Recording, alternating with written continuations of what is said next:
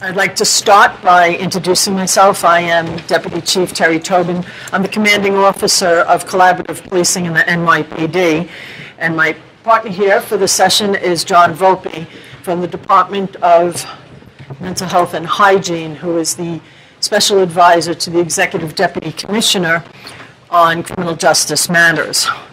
I just want to give you a brief overview about what this session will be and how we began this collaboration.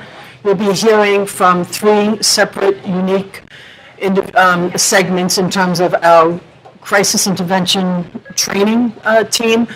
There are three people that will be speaking regarding our CIT program that we're doing in collaboration with DOH-MH and CUCS. You will be hearing from our co-response team. We have two individuals, both responders. They are part of a unit where we have two officers and a clinician go out in a car to address some of the concerns in the community and perhaps some of the referrals that they receive from social service providers. And lastly, we're going to have someone from Canada and someone from our Neighbourhood coordination program in the NYPD to explain how we might be helpful to you in addressing some of the concerns that happen in your local precincts and how you can get to know who your neighborhood coordination officers are. So very briefly, I'd like to say that we began our collaboration in 2014 between DOH-MH and the NYPD. It has been a journey to get here, but John and I have been part of it since the beginning. And when I tell you that we went high and low, we went around nationwide before any of these programs began. We traveled out to LA and sat through their crisis intervention training. We went to Phoenix and Tucson and Houston and Tempe to look what innovative programs there were around the country and to see if they could give us what their best practices were so that we could apply them to New York City. And it has wound up being a wonderful collaboration, as you'll witness when you hear the presentations today. Prior, as you probably are all aware, is that jail and arrest and the criminal justice system, as a result of the deinstitutionalization that began in the 1950s, became the de facto mental health system. And so what we're trying to do is the resources in the police department along with DOH-MH so that people who require care and health issues that belong within the public health system stay in the public health system and not in the criminal justice system. I'd like to introduce to you John Volpe, my partner in crime. Not literally, though. Good morning. So it's exciting to be here. Housing, as we all know, is cornerstone of really changing everyone's lives. And when we look at the health department, which we do a lot, of all health, issues that people are experiencing, at the root of it often is stable or unstable housing. Same for criminal justice. So it's great to be at a place where we're talking about housing. Every meeting we have, by the way, in the city is always, well, we need more housing, and we start with that, and sometimes we have to push it to the side and focus on other things, but I think the fact that it's brought up so often raises its importance as one of the real social determinants of how someone, can live their life in a real fruitful way. So the relationship, having the police here is an amazing evolution. I don't know that I haven't been involved in Shinny's conferences, but I don't know if 10 years ago the NYPD was here. I'll be honest with you, 10 years ago when I was sitting in meetings, the NYPD often wasn't at the table, and now we can't keep them away from the table. So there's been a distinct shift under this administration and the early leadership of Commissioner Bratton and now under Commissioner O'Neill, and obviously the brass and the leadership down to the people on the ground, who I have a tremendous respect for. And Chief Tobin started to frame the issue.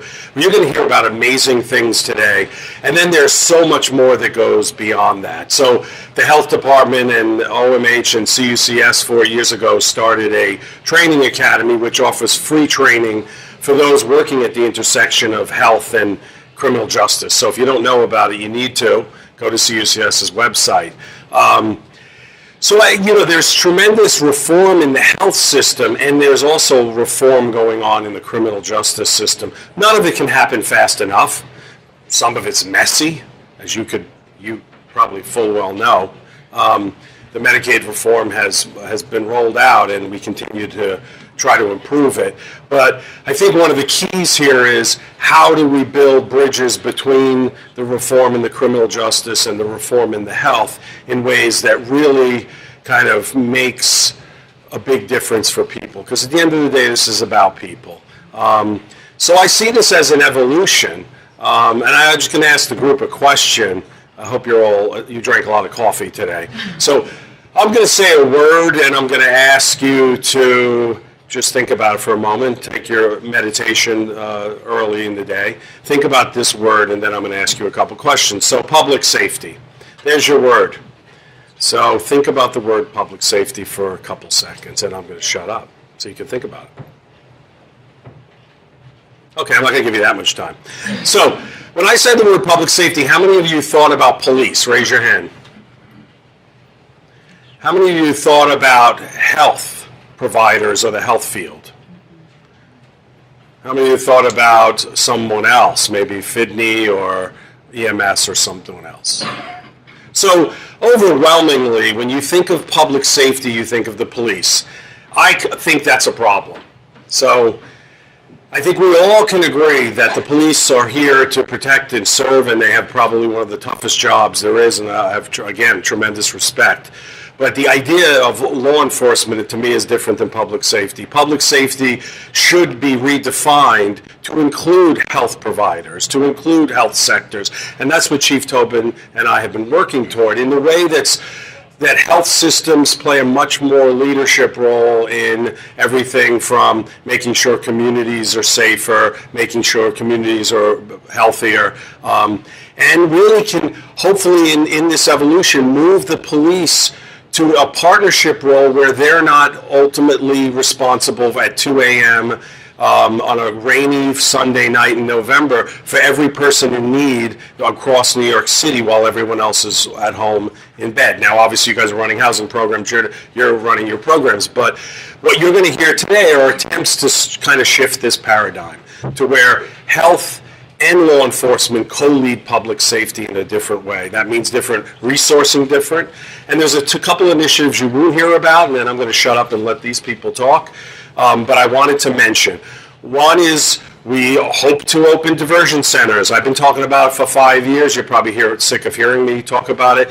A place where police can hand off very quickly without any mandate, voluntary, a person in need of social supports, food, a shower, a peer, or a nurse, or maybe even withdrawal services. I think that gets to this paradigm shift. HEAT teams, health engagement and assessment teams. In addition to the co-response unit, we're going to add a new health-only option where it's a clinician and a peer who are receiving referrals from police, parks, fire department.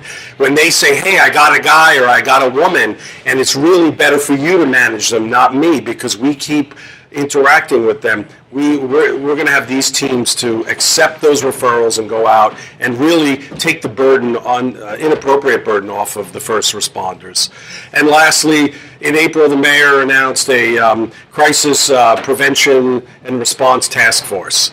For a couple of years, I've been talking about redesigning New York City's crisis system to make it the best in the world. I think we have an opportunity in this task force, it's 180 days, to really look at where are the key gaps in how we're responding to people in crisis. What resources do we need to link better together that exist? Do we have other resources that are needed? And again, in that task force, we need to continue to look at safety, health, and wellness through a prism of the health field, human service field, as well as law enforcement and other first responders. So there's a lot of exciting things going on in the city, and I hope you enjoy these presentations today. Thank you.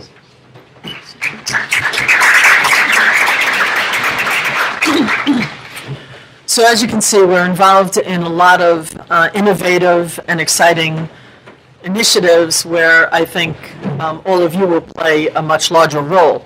But right now, we're going to have our panel on our crisis intervention team training. And so to my right, after John, is Police Officer Darren Johansson, who is a tenured instructor at the Police Academy. Mr. James Holmes, who has been instrumental, along with Sue Beck, and I'm sure who many of you know, in putting together the curriculum and the lesson plans in terms of scenarios that officers receive in the NYPD. It's a 4-day course that they'll speak about. And of course, we have Christina Sparrock, who is a member of the peer panels that we have speak to the officers each week. So without hesitation, and to give them as much time as possible to speak, here is our panel. Good morning, everybody. It's really a pleasure to be here. I guess first off, I don't know if you can hear me with or without this thing, but we appreciate all of you who are on the front lines of the work that's being done out there. And, from the police department's perspective, your partners right off the bat just because of that. So thank you for that. I'd also like to say thank you to the organizers of the conference, specifically for this panel. It gives us an opportunity to discuss 3 innovative programs that we're all, first off, extremely proud of. Probably a better word would be really passionate about. And I think you'll see that as we move through each one of the presenters here today. In addition, I'd like to thank John and Chief Tobin. Without their work, police work would not be moving forward as fast as it is and the quality that it is. Thank you so much. So I guess let's get to the point. Our program, the Crisis Intervention Team Training, or CIT as we call it, is truly a collaborative endeavor in every sense. We strive to bring an immersive experience to our attendees over what equates to a 4-day span at the Police Academy in Queens. The NYPD CIT training program provides critical information about mental health and de-escalation with the goals of reducing stigma, enhancing communication, and increasing knowledge while creating a safe environment to discuss the collective experience of responding to individuals in crisis. In addition, we promote wellness for our department and discuss the effects of vicarious trauma and emphasize the importance of self-care for our officers. We truly believe that the wellness of our officers translates directly to the wellness of our communities. I'm sure you all would agree with that particular model. With such lofty goals, though, I suppose the question you would like answered is, how do we do that? So, in a word, simply the title of this particular panel, collaboration. Our program is a collaborative project at its core. Even during the development of CIT, input from stakeholders, both inside and outside of the police department, was consistently incorporated into our program. The collaborative approach continues today in all that we do. One prime example is that our course is team taught by police officers, peer panelists, professional actors, and also clinicians like my friend James here. So we use a 2-instructor model for every aspect of the course. The lecture portion, which is interactive, is taught by an officer and a clinician together. The scenarios that are role plays in the second half of each day are staffed by actors and then critiqued also by clinicians and officers together. And the facilitation of our weekly peer panel, which Christina sits on, is also a shared experience. And we find that model really effective because, first of all, it gives you a break and a chance to sip some water. Also, you get a chance to look at the audience, see how people are engaged, if people have questions, and maybe fill in some content that your partner might have forgotten. But most of all, switching back and forth tends to keep the audience's attention really well, which you may have just experienced yourselves. Yeah, so we also like to promote engagement from our attendees. So those students that come to our class collaborate with us by sharing their stories, their real-world experiences out in the field. And the thing about that is it provides a safe environment to do so. But in addition to that, it also kind of makes the course more accessible, and it adds to the curriculum, even sometimes on a more permanent basis over a period of time. In addition, we work with our peer panelists who have lived experience with mental health issues. They add a first-hand perspective for the attendees, and it keeps a human face to the mental health crisis that I think we all know is really the most important part of what we do. We also collaborate with internal organizations within the police department, organizations like Employee Assistance Unit, PAPA, peer organization that we work with the chaplains, and what that does is kind of provide assistance to our officers if crisis were to strike at home for our officers. And we also work to create a more immersive experience for our attendees by hiring improvisational actors. These are professionals, and they help us to create simulated crisis situations within the police academy, utilizing our state-of-the-art scenario spaces, so that they can kind of get a more realistic approach to what we're talking about when we do it in the classroom. We can then translate that to actual physical action.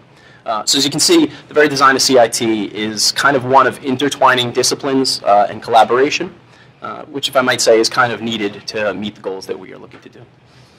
So I just have to go back to these interactive scenario spaces. They're so cool, you guys. There's a whole train car dropped into the building. There's police cars inside. There's mock-ups of bistros and apartments and post office and banks. It's like you're walking into its own little village. So I found it really cool. You might be able to tell I'm kind of interested in police work. I always was as a kid, and I eventually decided to go into social work because my mother's anxiety would not allow for me to become a police officer. With good reason. It's a very dangerous job. But you might not think of those two things as related, and we'll talk in a minute about how they are in some ways. And when I was in my second year of grad school, I went to a career fair. I have an MSW, and I saw a booth for NYPD there. So I was like, oh, this can work out somehow. I went over, and the officer that was staffing the booth said, okay, well, we have places for mental health professionals all over the department. You can be in the academy teaching courses. You can be in the counseling department working with officers in crisis. Great, sign me up. What's the next step? We don't have any openings right now. Okay, well, all the social workers in the room know you need a job right after grad school. Those bills come. So I was lucky enough to find CUCS, and I've worked for 8 or 9 years in supported housing before I switched to this role. And I never really thought about police work after I switched over to the supported housing side until one day the director of our CUCS Institute announced this new collaboration, and it was really exciting for me. I initially hesitated a little bit because it started at 7 in the morning, which is not exactly great hours for me. But once I got over that, I realized I had a little bit more hesitation. I was nervous about the job. Despite being always interested in working with law enforcement, I didn't know what I was walking into. Would the officers take me seriously as an outsider? Mm-hmm. Would they find the material useful and helpful? Or would I be walking into a room every day, day after day, of folded arms and rolled eyes? I kind of understand that feeling here today for the first time. Don't worry, I got your back. Appreciate it. So I have to say I was wrong on all accounts by those concerns. Not to say that there isn't the occasional student who's not super enthusiastic, but by and large, the vast majority of the time, the officers that we've been training are thirsty for this information. They're engaged, they're participatory, they're asking great questions, and they're really saying that it's going to help them do their work out in the field. It's probably better to hear directly from some of them, so I want to read you a couple excerpts from some of our student evaluations. One officer wrote, CIT training was an eye-opening experience. Seeing the other side of how mental disorders really affect people will help change my strategies out in the field. The instructors were very engaging and helped me grasp the information. Someone else says, this is the first training that has focused on taking care of yourself as a uniformed member of the service. The training provided us with realistic situations and ways to handle many of the mental health crises that come up, and how we can relate better to the public around these. This training needs to be refreshed the same amount of times we have to go to the range. That one was particularly important to me because one of the preconceptions I had going in was that officers were really focused on force and firearms all the time. Right? Mm-hmm. And a comment like this is so representative of the experience I've actually had, which is they want to use everything but that. Every other option except that. It's the last possible resort. And these tools, according to them, and according to what we're doing too, seem to be a really good fit in helping make some of these situations go smoother and have better outcomes. The last one I want to read for you. This four-day crisis intervention training was definitely the best training that I've received since joining the police department. I truly believe that it will save the lives not only of the victims, but also of the officers responding to these jobs. The instructors were very genuine and passionate about the training. I am definitely going to share the information learned with my officers and recommend this training to everyone. So it seems like my concerns were alleviated, which is great. How do we get that accomplished, though? One of the basic ingredients in effective collaboration is true across the board. You've got to listen to your partner and account for their perspective. You've got to validate where they're coming from, address their concerns, and incorporate them into the process at every step. And I think we've done a really great job of that at CIT. It also helps when we focus on commonalities. So let's go back to cops and social workers. We kind of look alike, right? But the jobs are very different in a lot of ways, but when you get right down to it and think about it, we're both involved in professions where we're paid to go and get involved in other people's problems with the idea that we want to leave the situation better than we found it. We both have an extreme amount of paperwork in our jobs. And neither profession is particularly well compensated, which, we complain a lot about, but it also yields this workforce that's working more for the passion of the job than the payment. So you get that sense of dedication, which is really nice. Another factor in our successful collaboration is making use of outside resources. Chief Tobin talked about how before the program even started, they were able to travel around and learn from other municipalities and cities that have done that. And we continue that energy every year by attending the annual CIT conference and also bringing in local experts to help us augment our curriculum and make it really valuable to the officers that we're training. So we've talked about being aware of the other people's perspective, focusing on commonalities and leveraging outside resources. But the secret ingredient is always the people, right? I don't have time to talk about all of the team members that we have on our team, but from officers to administrators to peers to clinicians to executive management, everyone plays a role and everyone's really invested in that. And I truly believe that investment is a result of the collaborative nature of the program. People get that sense of ownership and pride, so they want to do a good job and work 110% for the program. So I'd like to transition now to Christina Sparrow, who's been an integral part of CIT in New York for many, many years. She's served in various roles, including community advocate, advisory board member. She's a member of our weekly CIT Speakers Bureau, and she also works with the Crisis Prevention Task Force that John recently spoke about. So enough from me. A little bit about your experience. Thank you, Daryl and James, for a wonderful opening. So my name is Christina Sparrow, and I'm here to speak about the CIT Speakers Bureau.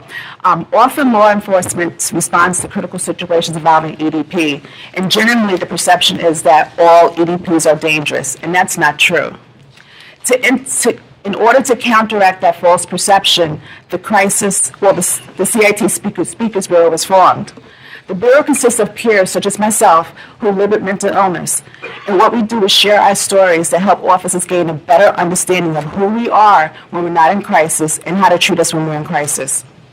The CIT Speakers Bureau plays an integral part in the success of the CIT program.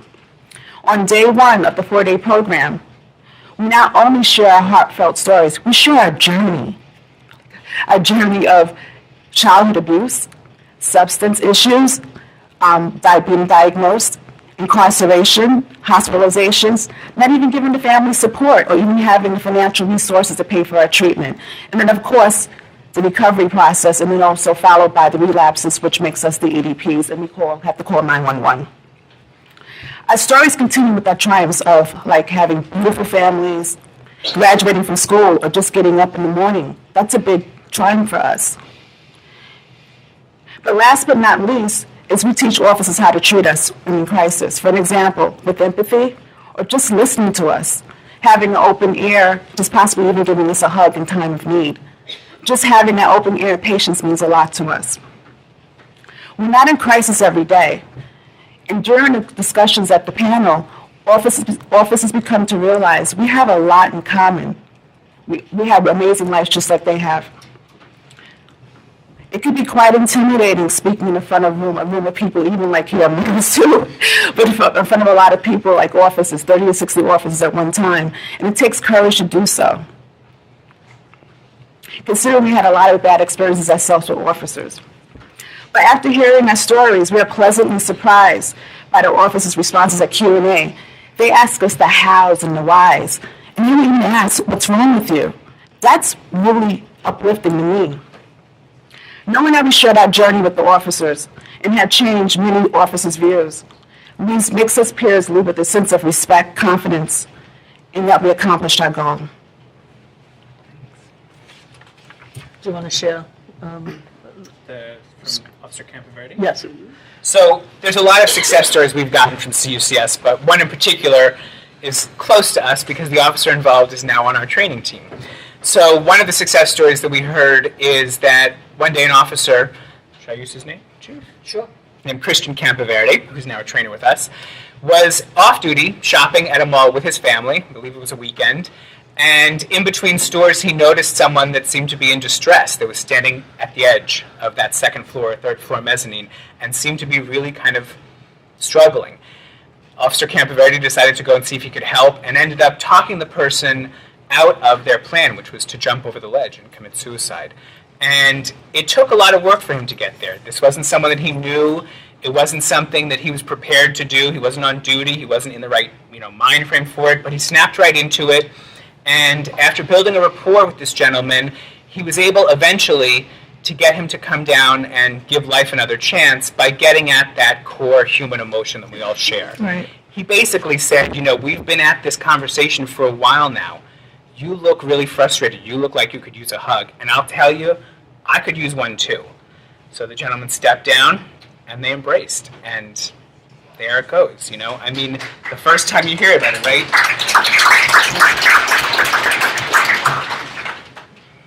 Okay, so I'm going to ask you if you have any questions for them to hold them, because at the end we're going to have 20 minutes for Q&A. So I'm going to ask our next panel for our co-response unit to please come up. And if you can give these wonderful instructors a round of applause.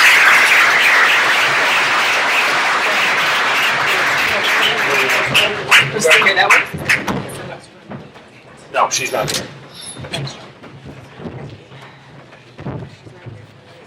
It's just a replacement.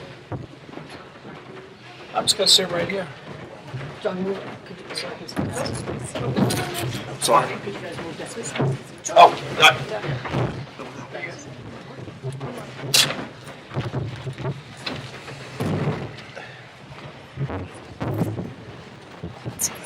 Get this one.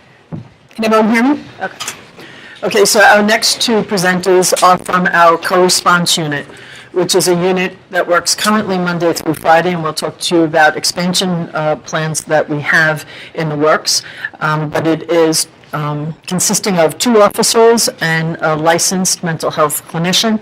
So I'd like to introduce to you Kristen Oakes, who is the clinician that oversees part of the program and has experience in responding to cases, and Officer Marcos Gagliardi. How you guys doing? All right. Okay. Yep. All right. So, how you guys doing? My name is Officer Gallardo. I've been in the correspondence for 2 years. The unit started in March of 2016. I'm sorry, I'm a little nervous, but I'll get through it. So the correspondence team started in March 2016, and it was created by the mayor's office. So basically what the team consists of is about 8 cops and about 9 social workers or clinicians. And our goal as a team is to work together to find solutions that benefit people in crisis and affect their communities. All right, so we constantly go out there every day and we just meet with people and we talk to them. All right, a lot of the people that we deal with are people with a lengthy criminal justice history and a mental health diagnosis.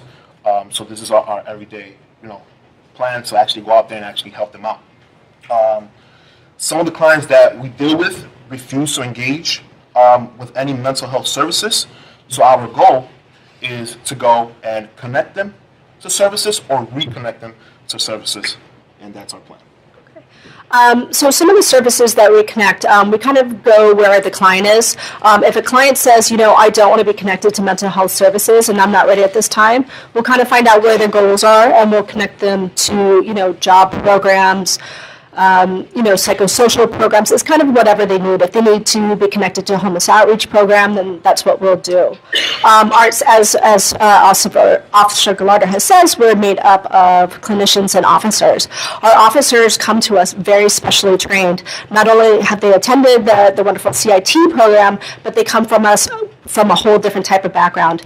We have an officer who's a former social worker. We have officers that have psychology backgrounds, domestic violence backgrounds. We have homeless outreach and that worked in high impact areas. We also have officers that were former case managers as well and worked in the mental health field prior to becoming officers. And we also have, currently an officer who is a former counselor at Rikers. Our social workers as well come from us from a variety of backgrounds. We have social workers that have worked with child welfare, that have worked in CPAPs in the hospitals, who've worked in outpatient clinics, who've worked with homeless outreach. We have individuals that have come from us from the ACT team. So we like to really get a variety of individuals to kind of make up our team when we go out in the field. So just to kind of discuss a little bit about more what we do, we kind of have two components of the co-response team. The first one is called our triage desk, and then we also have like our field-based services, which we're going to talk about in a little bit. But with our triage, this is kind of where everything starts. This is where the referrals come from. Currently, our referrals come from many different places. We get a lot of supportive housing referrals from all over the city. As we said, we go to all 5 boroughs. We get a lot from New York City Well, if you're familiar, which also supportive housing programs refer to.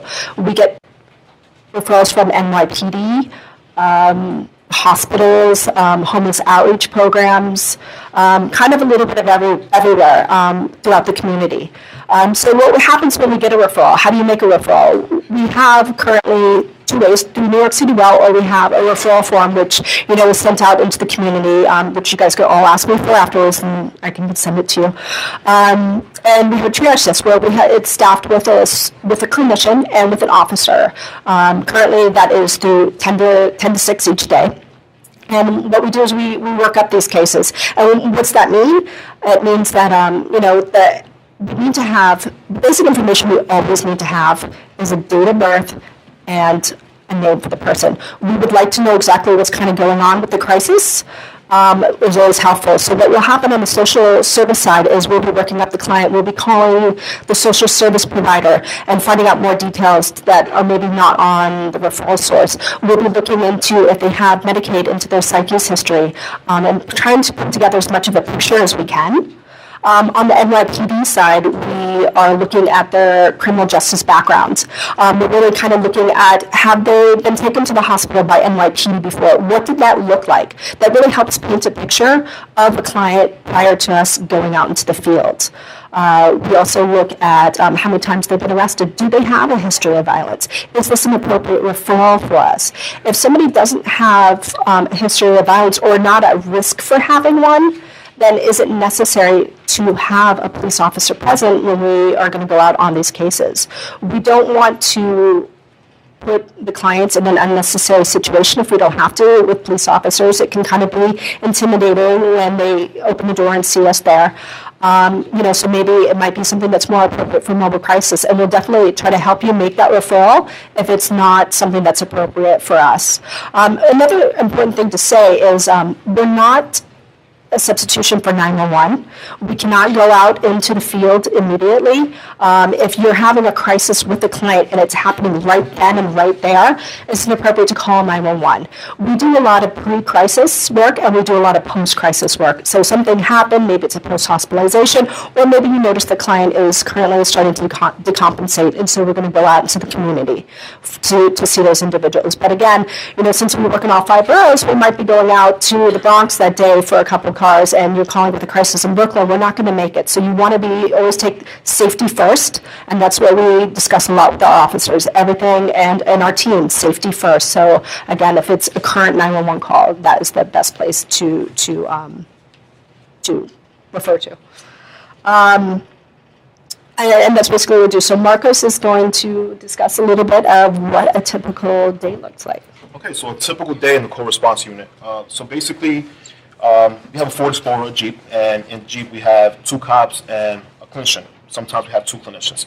And the moment we get in our car, we always come up with a game plan, all right? Because safety for us and safety for the client is always priority. We want that to be good, all right? So we talk about it. All right, what is our game plan? Who's going to approach if we're going to go to their home? Who's going to be the point of contact? Who's going to knock on the door? And who's going to introduce us as a team? If we go to shelters or SROs, we always decide to talk to staff first and basically speak to them and explain to them what is our plan and how we're going to approach this client. So that's how it is. We go, we make an assessment. A lot of questions, I've done many presentations, and a lot of questions that people ask me is like, well, does the uniform trigger the clients when you knock on the door? Honestly, I've been in this unit for 2 years, and thank God I've never had a bad experience. There's actually been clients out there that prefer to speak to a police officer. So we knock on the door, and they'll be like, "Oh no, I want to talk to him." So one thing that I'm blessed about this unit is that I learned so much about service providers, inpatient, outpatient treatment, what's an ACT team, supportive housing through my social workers. So they can feel comfortable through me that I can make an assessment. All right. So basically, I go and I'll ask them, "Hey, how are you feeling today?" I ask them the questions that I've learned. Are you thinking of hurting yourself? Do you want to hurt anybody else? What can we do for you? The main goal is to establish a relationship. And I think the biggest thing is when a lot of the people that we go out on, unfortunately, have had bad experiences with police officers in the past. But when you have a police officer in uniform talking to these clients, saying, "Listen, buddy, I'm here to help you. I'm here to hear you out. Let's talk. I'm your friend." A lot of them actually put their guard down and they speak to us, which is awesome. And they'll tell us when we leave after an assessment. They'll be like, "Yo, you know what? Can you come back? Come back and see me in 2 weeks or in a week." And the relationship that I have with certain clients, sometimes I have a tighter relationship with a client than some of my friends that I live at home. Honestly, which is awesome. And I know when we first started this unit, that was all the cops. All the cops around the unit. That was our problem. Like, oh my God, we're gonna knock on somebody's house in uniform, in full gear, And I remember she telling us, "Hey, listen, you're gonna be okay. Wear your uniform and just pitch something to them." And that's how we did it. And honestly, every police officer in this unit is a professional. We know a lot of things when it comes to the Department of Health and Mental Hygiene. You know what I mean? All I need is my degree. And go to school for a little bit, Give it to you. Yeah, no. And so that's how it is. So our goal, our main objective, is to go out there and assess our client. And believe it or not, NYPD police officers have a very, very good rapport with almost every client that we go out on, which is awesome. All right. Again, just as Marcos has said, assess and connect every single time. So if we go out and see a client 3 times, we're assessing 3 times. We're trying to make a connection to a service 3 times. We don't, go out and be like, "Oh, well, we met with them, we already made our clinical assessment." No, every single deployment that we do is an assessment. Whether we connect to whatever service that they want, whatever service that we can get for the client. On occasion we do hospitalize. It's surprisingly not that often when we do hospitalize a client. But I think it's really important to note that when we do hospitalize a client, we take as much time as we need to kind of get that client to go with us. And 9 times out of 10, they willingly actually get in the police car with us. They willingly go to the hospital. It's very rare that they are not willing, and even those times have not been, maybe some of the stuff that you might have seen in supportive housing. I know myself, when I used to work in supportive housing, when I've called the police, I know sometimes how it can go. We've taken 2 hours with the client to convince them to go to the hospital and stayed till 10 o'clock at night if that's what's needed to do. Anything that we can do to get that client to go willingly and trust us, and we're also going to sit through that with the client through the whole entire process to make sure they're connected to services. We're not going to just have them discharged into the community either without being connected, and we're going to follow up. But we are time limited. So sometimes we might go out on a client 1 time and assess them not to be at risk, and there's not much that we can do. Sometimes we'll be going out 2 or 3 times. It varies depending on the client and what's necessary.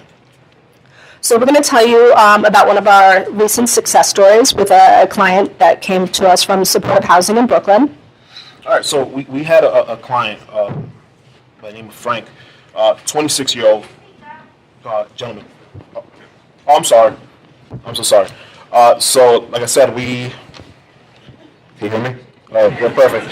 So we received a referral a couple of months ago of a guy called Frank. He's a 26-year-old gentleman who the referral was from our supportive housing staff. And basically, we received a referral stating that there was this guy that was in his apartment, breaking everything in the apartment, breaking windows, and not acting right. All right. The staff at the location was receiving emails with paranoid and delusional content. All right. So at this moment, when we received this referral, we did what we had to do. The referral got to triage. We ran it through the HMH, and we brought it to PD. Surprisingly, he didn't have a criminal justice history, which was okay, perfect. This is good. So now at this moment, our minds start working. We need to go out and we need to assess this guy because we don't want to see him get locked up because of his actions. All right, so we got to go and we had to assess him. The moment that we decided to go and assess him, was somebody that worked there, correct? One of the staff called us and was like, "Hey, guess what? They just took him to the hospital." They came, and when we came, they saw that he wasn't good, so they took him to the hospital.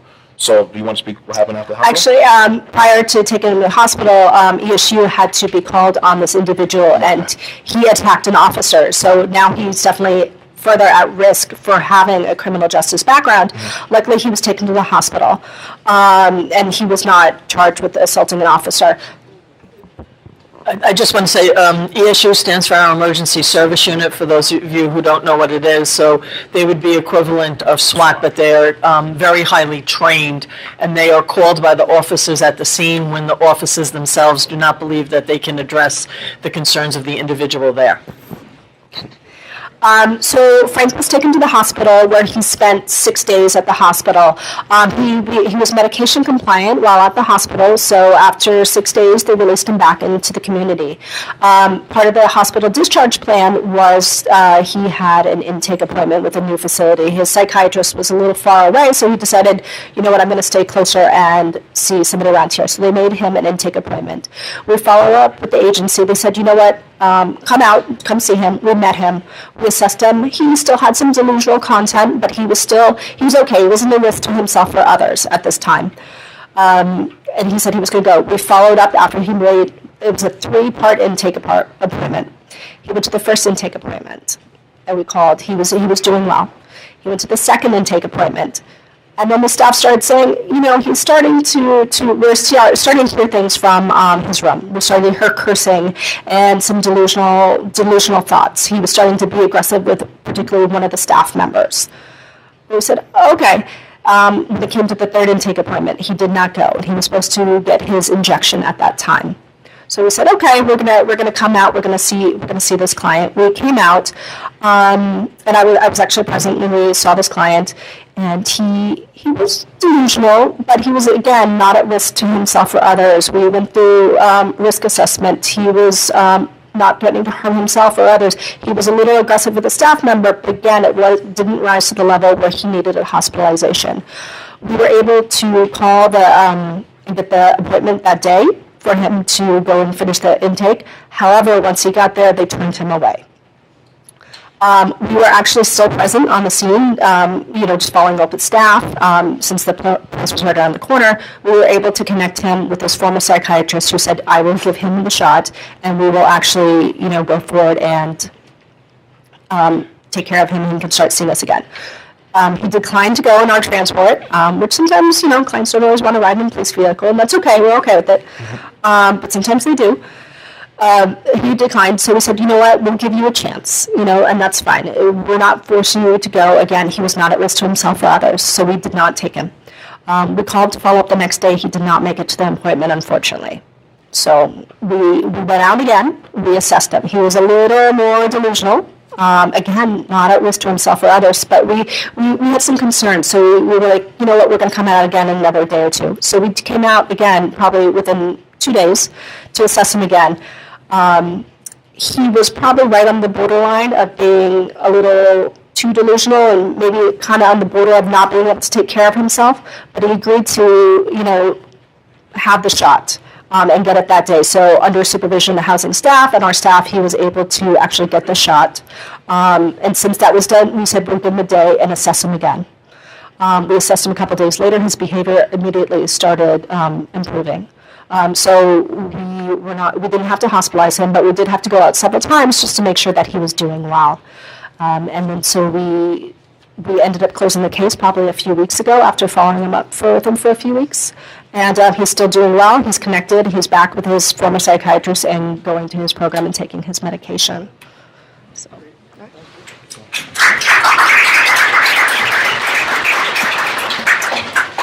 So as you can see, there's a lot of work to be done, and I think in collaboration, when we work together, we can have positive outcomes, keeping people out of the criminal justice system and connecting them to the services that they need. So we give a hand to Kristen and Marcos.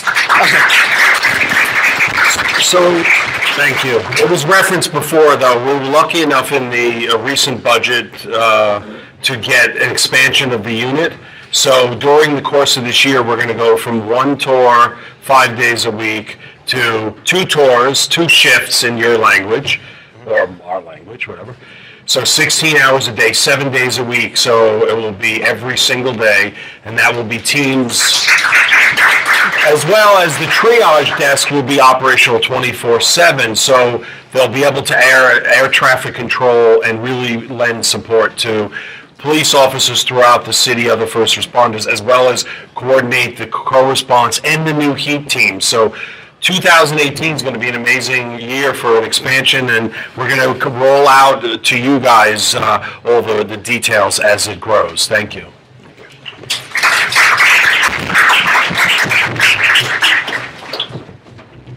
And just so you know, when they talk about sitting at the hospital for 10 hours, we do pay them overtime. So now I'm going to ask Alfie Jimenez and Sergeant Woody Gerentano, they have their nameplates, to come up. They're going to speak to you about neighborhood policing, which is a model of policing that the NYPD is going citywide with. Woody has been part of the program. She coordinates it for Queens South. And Alfie works for Canva. So I turn it over to you. Thank you, Chief. Good morning, everyone. First off, I'd like to say thank you to everyone for allowing me the opportunity to introduce neighborhood-based policing and the philosophy of the NYPD to you. Thank you, Chief Tobin, and thank you, Mr. Volpe, for giving me this opportunity. Neighborhood-based policing is the philosophy of the department. We've undergone a significant change not seen in the past 25 years. You're probably wondering, what is neighborhood-based policing? And that's what I'm going to kind of get into. It's a different approach that the police department is now taking in reducing crime, promoting trust and respect, as well as working together to collaboratively, thank you, to collaboratively solve problems. And the commissioner from the previous administration, as well as Commissioner O'Neill now, and all of the upper levels of the executive staff of the NYPD is empowering the police officers that are out there in the fields with actually being able to problem solve and take care of business out in the street as they are trained to do by our police department and the training that we undergo for an extended period of time. In May of 2015, we transitioned, and it was 4 precincts that went into a pilot program called neighborhood-based policing. Those 4 precincts were 2 precincts out in the Rockaways in Queens and 2 precincts in Manhattan. It was quickly seen that it was a good program. The positive response from the community, as well as the officers, as well as the precision policing that was able to go into effect at those commands, at those precincts, sorry. I'm going to use a little bit of police jargon, so I'll try to backtrack if I do that too much. At the precinct level, it was very well received by the community, and it immediately started to expand. I was fortunate enough to be working in the 113th precinct in 2015, and we wound up being the 5th command that wound up transitioning over to neighborhood-based policing. So since September of 2015, I've been involved deeply in neighborhood-based policing, and it's been, as the other officers have already stated, it does turn into a passion when you're working on something that you see the results of, and it is fruitful, and it is a positive direction that the department is going into. So I'm very happy to talk about the program. It's in the short time that we have been undergoing the transition as a department, we are now up to 63 precincts citywide that have transitioned from regular police precincts to neighborhood-based policing precincts. And thank you. It is expected that by October of this year, all 76 precincts, we don't count Central Park, the Central Park precinct because it's just covering the park, but all the other 76 precincts throughout the city will be completely transitioned into the neighborhood-based policing philosophy. And that also includes all 9 police service areas that cover housing as well as the transit districts. So it's even making its way underground and at the transit level. Right now, all 9 PSAs are completely transitioned, and 6 of our 12 transit districts have transitioned over. And transit will be completely transitioned by early 2019, but the rest of the department will be in full effect on the neighborhood-based policing by October of this year.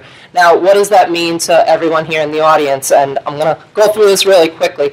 When neighborhood policing takes place at the precinct level, the precinct is reconfigured and it's separated into separate sectors. For each one of those sectors, a sector is basically the geographical area that a specific set of officers will be assigned to, and it covers, you can call it a quadrant or a part of the neighborhood.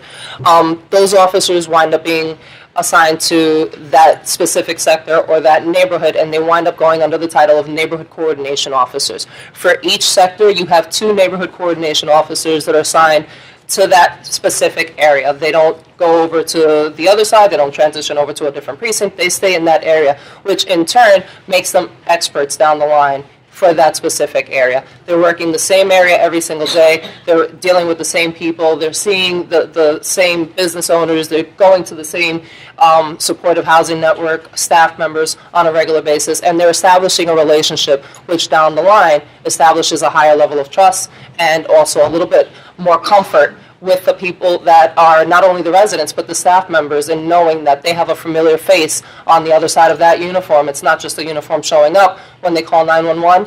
It's Witty. It's Witty and Alfie getting together to try to find a solution to a potential crisis or something that might not seem right. They can reach out to their neighborhood coordination officers on a one-to-one basis and have that direct point of contact. The neighborhood coordination officers don't work 24 hours a day. There are only 2 per sector per precinct.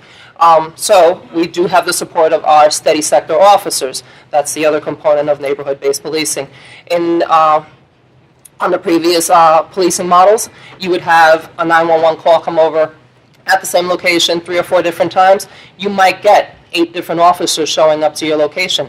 2 officers show up in the morning, 2 other officers show up at the next 911 call. That could be literally an hour later, but you're getting a different set of officers. Now, that person that was just having a potential crisis has to go through the whole explanation of what was taking place all over again to the new officers that show up, that all they know is that somebody called 911. They don't have an inherent knowledge of the history for that person or the location. The steady sector officers now, under neighborhood-based policing, are the same officers assigned in the same fashion as the neighborhood coordination officers.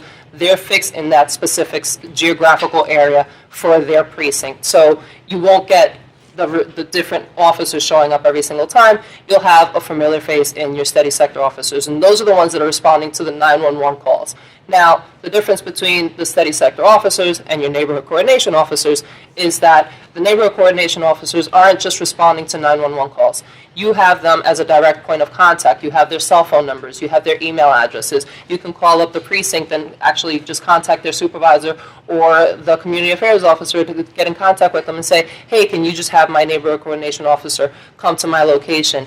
You have them as your direct point of contact within the police department, and that goes a long way. You now have a face, a contact person that you can directly come to with any situation. It might not be something that you believe merits a 911 call, but you do feel that it does merit some kind of police attention. Or you might find out that that officer has a little bit of a different background and can relate to some of the clients that you have throughout your network, and you want to reach out to that NCO or that neighborhood coordination officer and have them come to your location and speak to your client. We also have our neighborhood coordination officers hosting Build-A-Block meetings. You may have heard the commercials on TV or on the radio. The Build-A-Block meetings are hosted by the neighborhood coordination officers, and they're working those meetings together with their steady sector officers. It's not, no offense, Chief, it's not a bunch of white shirts showing up and telling you the stats. It's the actual officers that are out there in the field tackling the conditions, taking care of the 911 calls, as well as trying to improve everyone's quality of life. It's those officers that you get to actually meet with and explain to them what's going on in your neighborhood or what's going on at your particular site, that they might be able to assist and improve everyone's overall well-being down the line. I know I've gone over quite a few things, but I know that Alfie has some information that he'd like to share with you on his experiences, and then we can kind of bounce back. So, Sergeant Jared Thomas just put it best. I think as a housing provider, the most important thing for us is the relationship with the NYPD in our communities where our housing programs are located. I've been in supported housing about 8 or 9 years now, and I've seen an evolution in the way that NYPD is working with particularly our populations. And our populations are very challenging to work with to begin with. There is a complete distrust of the NYPD, and if we make an EDP call and we feel it's in the best interest of this particular person, NYPD comes in and that situation can escalate very quickly. One of the things that I've seen over the last couple of years, and I appreciate as a housing provider, is that the NCO themselves come first. They already know our tenants. They already know the people in the building. They know the community. They make themselves available. They come to our events. They come to our meetings. They'll come and sit with our tenants and just kick it because they got an extra 10 minutes before they got to go back to another call. And this goes such a long way in us working with our tenants. Perfect example, in one of our buildings located in the 4th floor, we had a particular tenant who engaged in certain behaviors in the neighborhood that were threatening to other people. One of the officers, one of the NCOs who we have a great relationship with, came down, spoke to the site director, showed an actual video of what was happening, and said to us, hey, we know he's here, we've spoken to him before, we need to have a conversation, how can we help each other go through this transition pretty easy. We were able to go upstairs and talk to the tenant and say, hey, NYPD's here, it's Officer so-and-so, he's here, he wants to talk to you about something that's going on, what do you think?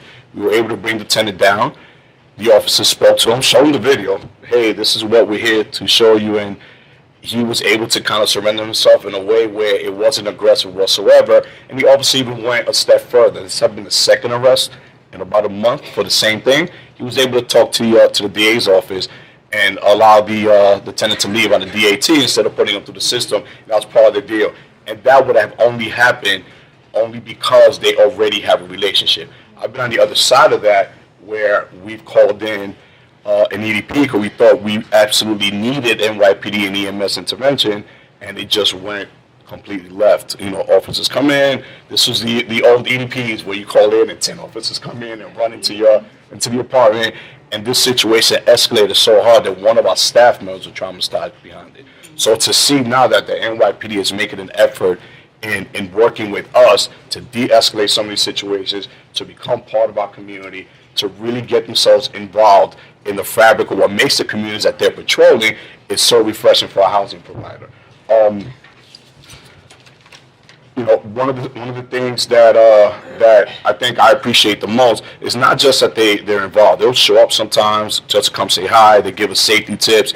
One of our buildings up in the Bronx, the officer, Joe Brown, I believe his name, he comes in and he just went throughout the whole building showing us where to put motion detectors at, where to lock things at, how to use our cameras. Things that NYPD would never come and do. Come in and sit in our barbecues and have a good time. What it reminds me of? I'm giving away my age here.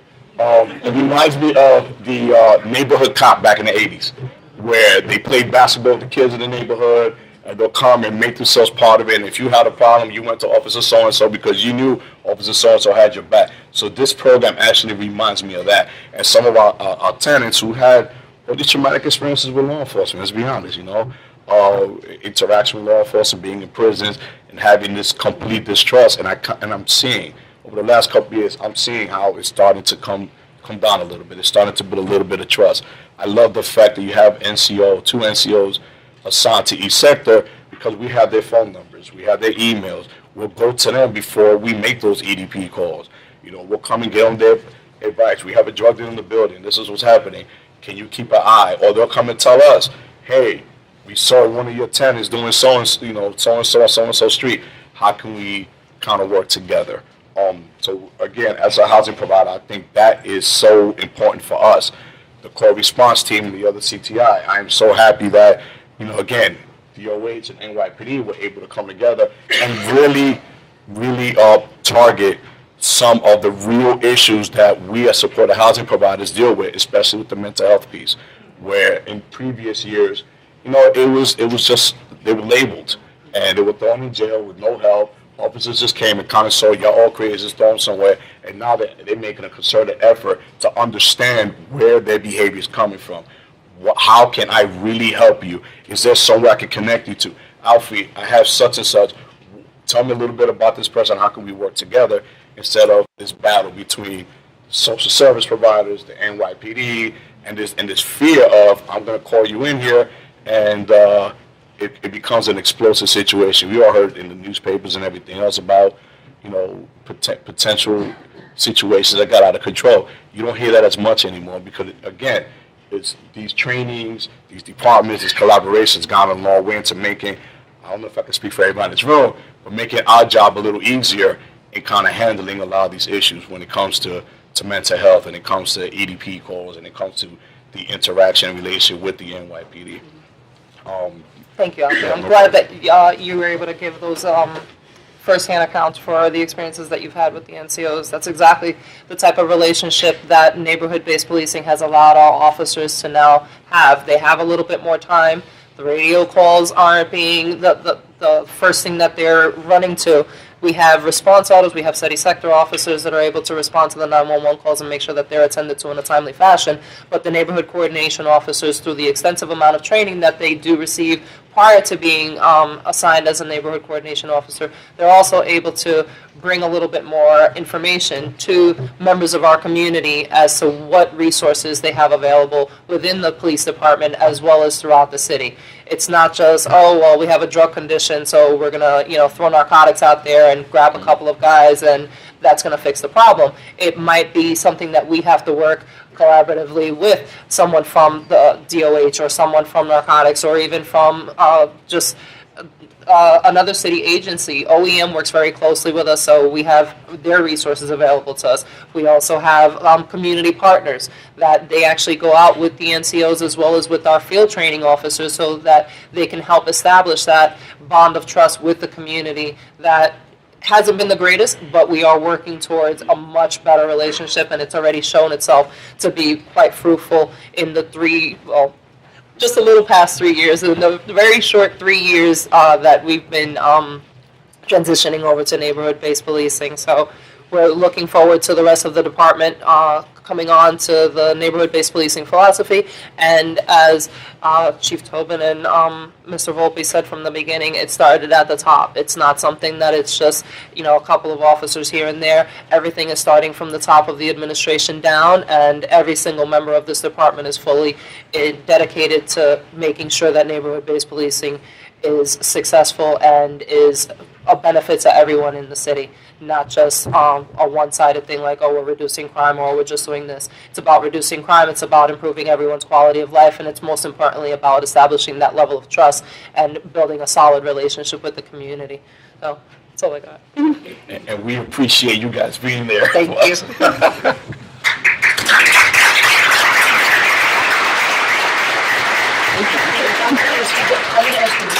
Okay.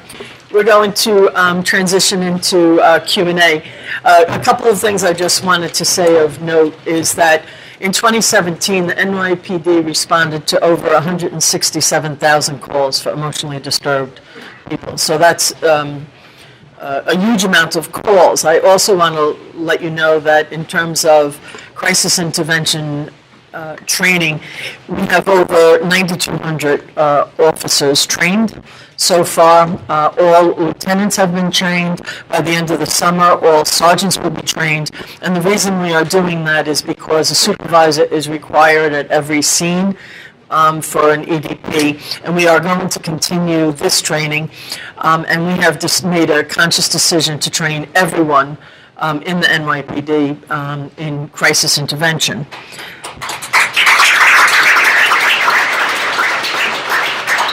And lastly, to follow up on what the sergeant has said, is that by the end of this year, if you are not in a command that has neighborhood policing, by the end of this year you will be, because the rollout will be completed by the end of 2018. So with that, I open it up for anyone that has questions, and then I would ask the appropriate panelists to answer. So if you would step to the mic so that everyone can hear, and I will repeat your question. Why aren't you including the Central Park precinct in the neighborhood policing? I can cover that one. Central Park is covered, well, the residents that would be surrounding Central Park are covered by the precincts that are in the surrounding area of Central Park. The Central Park precinct essentially just covers Central Park, so they respond to all of the 911 calls and all of the regular jobs within the park. But because it doesn't have residents residing inside of the park, it's a little bit difficult to adopt the neighborhood-based policing philosophy inside of the park. But all of the precinct's not like going away. The Central Park precinct is still going to be the one responding to anything that takes place within the park. But you do have all of the surrounding precincts that are assigned, that are under neighborhood-based policing, and will also have neighborhood coordination officers assigned to each sector. Will they have some of the same concepts, though, in terms of crisis intervention and the different trainings? Oh, yes, they'll all get the same training. That goes on Yep, in there, yeah. absolutely. Okay, thanks. Yes.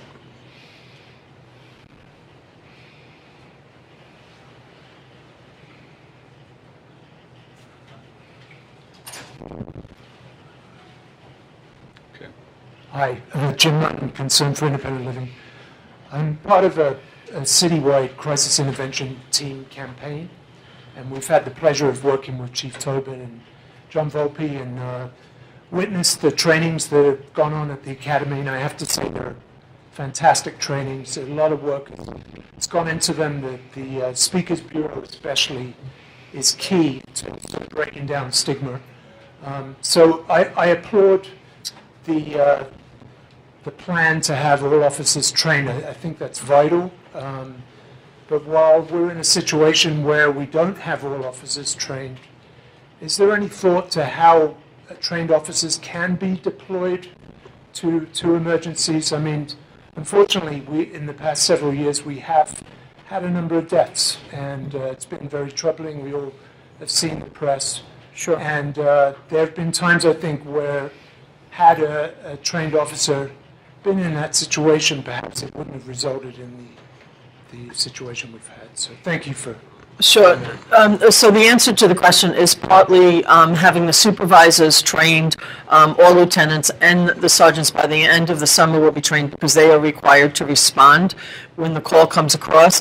The other two things that we have done is we have sprinkled out training throughout the city so that it's not heavy in one area versus another.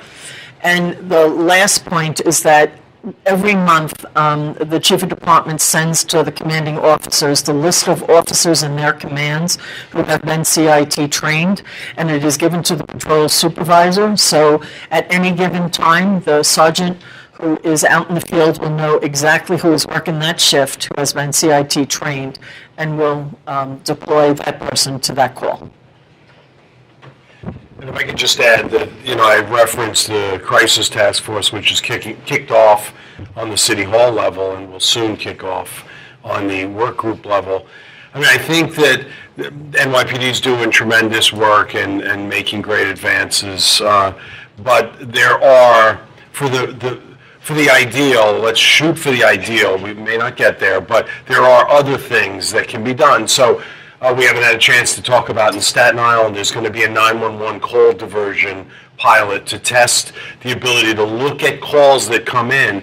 And when PD says, there's really not a risk factor here, the calls will be sent to NYC Well, and there will be a response from the health sector. So not to get into the weeds on it, but I think that on the back end of the crisis work group, we're going to really hope to have like a broader toolkit of responses based on need and resource those. Our mobile crisis teams in New York City don't often get out there for hours. That's not crisis. I mean, I don't know whoever named them, but they should rename them. And then, but so let's get them so that we don't burden officers with unnecessary response, and we meet need with the right tool or response. So I'm really hopeful, and we need the community to continue to invest in redesigning New York City's crisis system so that it's really well-tuned to respond to all sorts of needs with the right response. Yes, sir. Going back to the training with police officers and social workers, is there any way that the training could be expanded to include other social workers from agencies, even for half a day, to work on the interaction between social workers and therapists when they come to our locations? Sometimes the interaction doesn't go well. So just to expand it out to other agencies to come in and join the training with the police officers, so that the interaction between us and the police officers could go a little bit smoother sometimes. So right now the focus is to get all the officers trained. We are planning to do a booster shot, and I think that would probably be the most advantageous when we bring the people that are CIT trained to come back for a day to incorporate other social workers and police during that training. So thank you for that suggestion. And if I can just add, Chief. So one of the things that our Community Advisory Board has said at the Health Department that we have around criminal justice is we want to do more community education around criminal justice, and to that point. So I think it will be helpful in the future if we can advance that issue where getting housing providers to more fully understand all the advances that and the changes in PD, as well as really skill build around what should you tell an officer at the get when they show up at your door. And obviously Alfie he's doing it, or his people are doing it very well. Others probably need a little more help, and I think the health department, with the help and guidance of the police, but more the health department and maybe others, can really advance more of a community education and skill building around that issue. I'm sorry, if I could just add one quick thing. There is something that can be done in the interim. It's not on a training level, but it is to establish that trust level and to build on that relationship.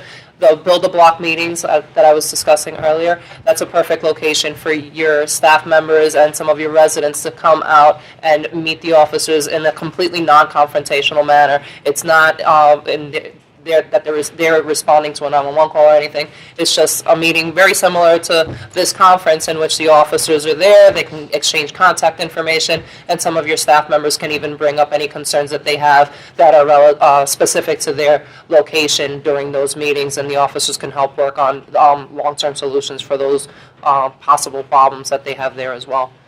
Also, sorry. How often do those meetings come up? The meetings are held quarterly per sector. So there's one meeting in every sector at least once every 3 months, and it's always held by the neighborhood coordination officers.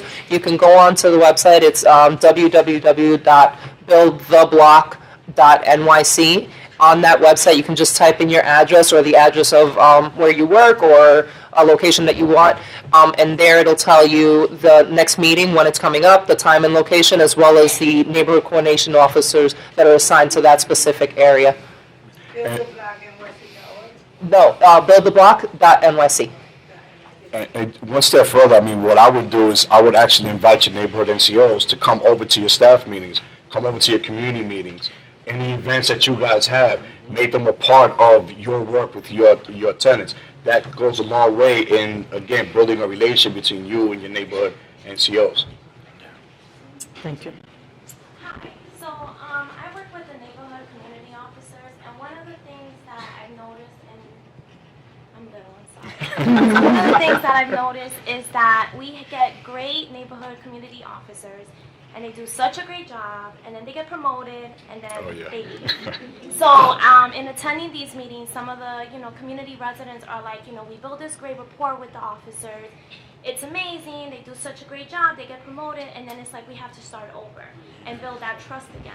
So it's kind of like, my question goes to, will there be some type of consistency in having this rapport with such great officers? We'll stop the meeting. That wouldn't fly. I'm going to I think I'm going to let... Permanency is definitely key to promoting that positive relationship. So we do have a very strict set of rules in place and guidelines for who becomes a neighborhood coordination officer, as well as if there's ever a situation where we have to replace a neighborhood coordination officer, the reasons why have to be because they're getting promoted. It's not because, oh, well, I just don't want to do this anymore, because we don't want to establish a relationship and then 6 months or 12 months down the line, it's like, oh, see you later, I got bored with this. That's not what's going to make this philosophy successful down the line.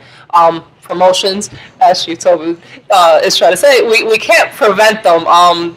We do want every officer to strive to excel in their career. So the one thing that is always in place is the neighborhood coordination supervisor. That's pretty stable. Like it's very rare that they're jumping from the rank of sergeant back out to lieutenant and then leaving the program. So you always have that person as your main point of contact, and the steady sector officers. Promotions don't come around that often, so you do have them for a pretty decent amount of time. But the redundancy in place is definitely the supervisor. You can always reach out to them. And whoever is replacing an NCO has undergone the same amount of training, and they are very deeply vetted so that they know what's expected of them and the commitment that they have to make to being an NCO and establishing that relationship out in the community and staying in that spot. So I'm sorry you lost a couple. Hopefully the ones that replace it are a little bit younger in their career and they're not ready to get promoted just yet, so you'll have them around for a couple more years. We are also making promotion part of the NCO program in the sense that if you do a good job, you're promoted, but you stay. You go from officer to detective specialist and stay within your command. And it's also part of the career path in terms of you start out as a response order and then you go to the sector, and then if you do very well, then you are selected for the NCO position. So hopefully that will help mitigate some of the turnover. Hi, Laura Jacobson from New York City Health and Hospitals. For the co-response folks, I was wondering if you could talk a little bit more about how calls get routed to the triage desk, how many calls you get, how many are deemed to need intervention from your team, and with your current small resources and small team, how many of them you're able to serve. Right. So at this time, Go to the mic. It's working. I think you got it. Can people hear me? So just to frame the question, it's basically how do the calls come in, how do you screen them, and then just give them some of the basic numbers on how many referrals we've gotten, how many we accept, and types of just our basic dashboard stuff. Okay. So at this time, we actually do not get a lot of referrals through our triage number. A lot of people are referring through our either New York City Well, or they're referring through our paper form and they're emailing it to a specific email address. And that's how majority of us, we do get some calls. I'd say they're more from NYPD, kind of asking about, if they're related. For instance, last month we got 72 referrals. We were able to go out on 58 of those referrals, for instance. And some of the reasons we cannot go out on some of these referrals are if somebody has a bench warrant or somebody has a certain type of warrant, because the purpose of our program is not to go out and arrest these individuals. Our purpose is to go out and connect to services. So if there's something that's prohibiting us from going out on it, we'll try to take the necessary steps to help maybe the program clear that warrant and kind of tell them what they can do. As well as some smaller types we do help clear with our individuals. So some of those smaller ones. As well as sometimes clients, they don't have the history of violence, they're not at risk. They just need a basic mobile crisis team. And we don't want to take work away from mobile crisis because that's not the purpose. Like if you don't need a police officer present, we're going to say, look, we think this would be more appropriate for mobile crisis. Do you know how to make a mobile crisis referral? If they don't, we're going to take them through the steps on how to do that and where else they could refer to. We also are a voluntary-based program, so clients are allowed to turn us down. Just because a police officer is present doesn't mean that we can force our services on them, such as with mobile crisis. So if we've had somebody that's referred to us numerous times and they turn us down, we're going to try to go with you and consult and figure out some ideas of where it might be better and how to service that client. We're not just going to be like, sorry, we can't take you. We're going to really try to work our best so that client can still get connected. So just generally speaking, since March of 2016, we've had, and Kristen probably would know better than me, she does the stats, but over around 1,100 referrals. I think we've accepted and deployed on like 70% of them roughly. We don't find everyone because some people get referred who are not missing or their whereabouts are unknown and they could be out of state. We had a guy early on. But we've had over 3,000 like service contacts. So that means family members, providers, and the actual referred individual. So I think we've shown in 2 years that we have the ability to make a great impact. And as Chief Tobin reminds me, though, we haven't opened the spigot, so to say. Like, because we're 10 to 6 and we started small, we haven't really mass blasted like the opportunity for people to refer in. So as 2018 rolls out and we expand, we are going to see, I think, much greater volume of referrals from the provider, NYC as well as first responders looking for assistance in the precincts, maybe NCO officers, because they might say, hey, this guy needs a peer clinician team. So we're really excited. Brett, thanks for the question. Hello, everyone. As a consumer, I want to speak from a consumer's perspective. I come from mental health. I have a mental health background, and I see my peers, and I'm just so proud of us. You know, I was at right there. I was at CIT. I'm a little nervous. Excuse me. At CIT, the first one. What is it? 3 years ago? Well. And thank you, sis. Very, very proud. Everyone, right? And you, good for you. Thank you, officer, because I've been talking about this in CIT at the top, and I was saying, start at the academy, you know? Let's promote trust. Let's build that rapport, because we ain't no different from anybody else, you know? And then I came into Goodwill. My boss taught me another whole different perspective on what's really going on with me, you know? And I have to say, I'm just so happy that I'm right here, right now, to this moment, because there is change. And 3 years ago, there was not this change, you know? And I want to say thank you. And that's all I want to say.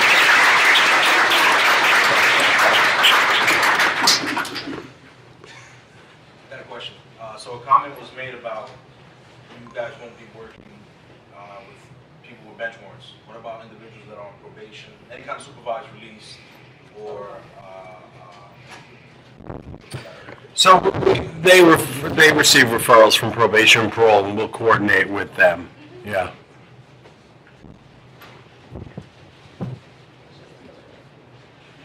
I think someone earlier asked, how can we help officers, or how can the officers help us at the building level? I currently work in the confines of the Fort Sioux Precinct. My building is located there, and we're connected with the NCO officers. We have the study sector numbers. Sometimes our officers that respond to our building, it's helpful when we have straight bullet points for them. Because the worst thing that we can have is to have an officer come in and not know what's going on or what they're dealing with. So usually they come in, oh, is it my girl today again? Yeah, it's her. Okay, so they already know how to deal with that person. Or they don't know the specific tenant. They come in, it's just like, okay, what's going on? Date of birth, name, this is what's going on with this tenant, this is what they're doing today, and it's just like, okay, they can kind of make that assessment. Should we get EMS involved? Should we have a supervisor here? And so on and so forth. So at the building level, I think that's what we can do to kind of help ourselves as well as help the officers when they do come in. Because again, the worst thing is to have an officer come into something and they're not sure of. So, yeah. I think that's a wonderful suggestion. Thank you. And I would ask all of you, as part of the Supportive Housing Network, if anything you could do to give the officers who are responding as much information as possible, the better outcome, because we can work in collaboration with you to make that happen. So my name is Hugh Hogan. I'm an executive director of the Van Emmeringen Foundation, and we're a 65-year funder of mental health programs, the intersection of mental health and poverty in New York City. Sorry, I guess this isn't on. So I'm the executive director of the Van Emmeringen Foundation. We fund the intersection of mental health and poverty here in New York City and Philadelphia. So I guess I was also an activist and an organizer of the New York City Environmental Justice Alliance. Ran the North Star Fund for a long time, so I've been attached to this issue for a number of years.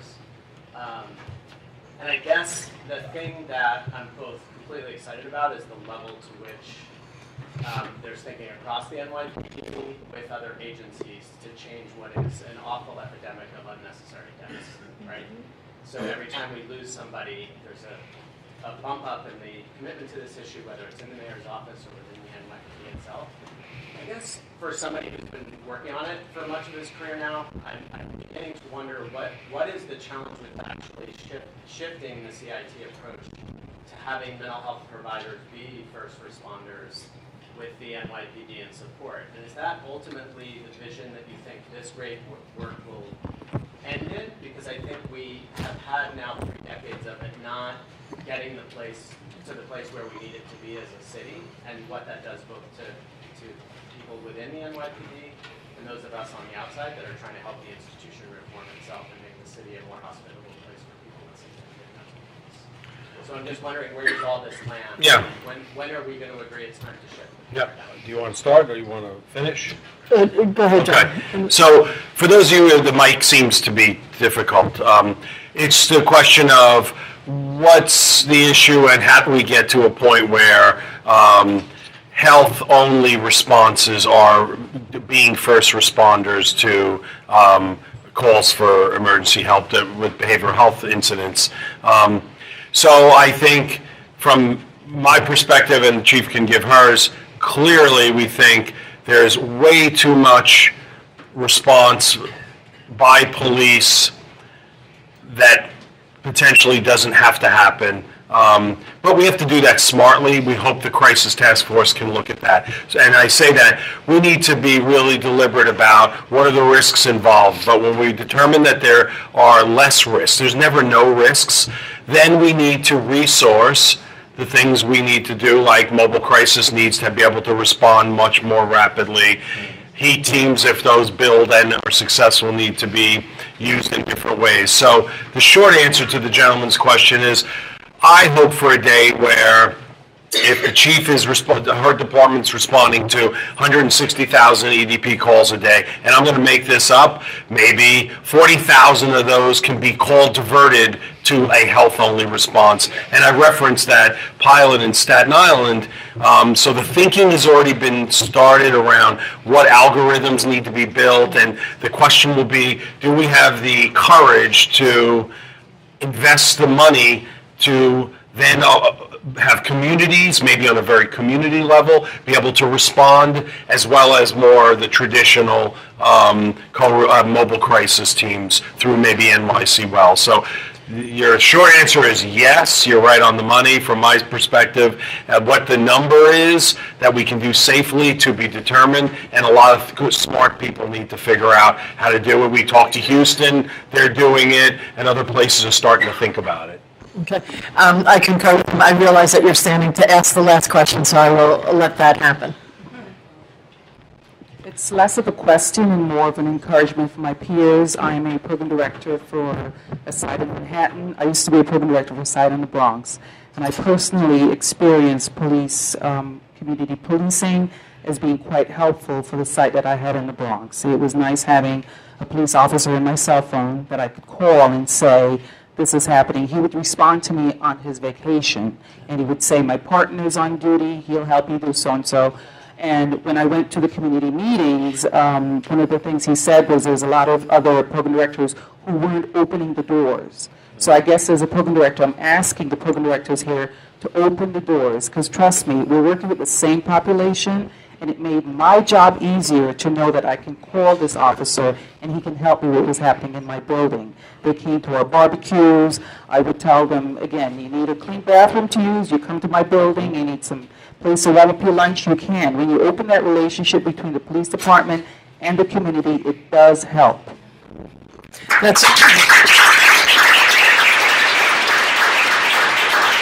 That's a great note to end on. We are here if any of you want to connect with any of the services that we have spoken about. And, just keep in mind, our goals and objectives, both from mental health and the police department, are all the same in terms of public health and public safety. Thank you.